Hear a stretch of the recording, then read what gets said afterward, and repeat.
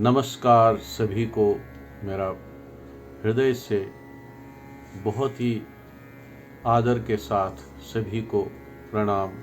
सभी को इन भगवती के दिनों का जो शुभाशीष है, सभी में आनंद हो, सभी में वैभव हो, सर्वेश्वरी भोगने का भाग्य हो, सौभाग्य हो। एक श्लोक एक दिन, अख श्लोक अकि दोहन, अश्लोका a day. Series from Panchastavi. This time we are taking up 4th chapter, 11th shloka. जंतोर पश्चिम तनोः सति कर्म साम्ये निशेष पाश पटल क्षुदुरा निमेषात् कल्याणि दैशिक कटाक्ष समाश्रयेण कारुण्यतो भवसि शांभव वेद दीक्षा। और अपने कश्मीरी वे में कैसे इसको गाएं। जंतोर पश्चिम तनुः सति कर्म साम्ये निशेष पाश पटल क्षुदुरा निमेषात् कल्याणि दैशिक कटाक्ष समाश्रयेण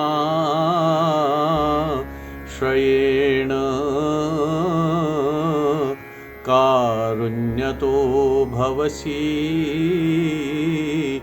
शांभव वेद दीक्षा। अर्थात हे कल्याणकारिणी, जीवन मुक्त बनने वाले जीवधारी को पुण्य और पाप कर्मों की समता हो जाने पर दया से सद्गुरु की अनुग्रह की दृष्टि का आश्रय लेने से क्षण मात्र में सभी पाशों के समूहों को काटने वाली, शैव शास्त्रों की रहस्य उपदेश करने वाली तुम ही बनाती हो।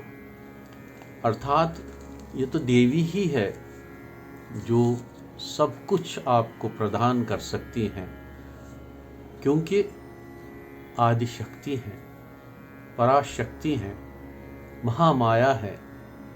और जो कुछ भी, चाहे वो जीवन मुक्त अवस्था ही क्यों न हो, उसको प्रदान करने वाली भी देवी भगवती ही हो सकती हैं, महात्रिपुर सुंदरी ही हो सकती है।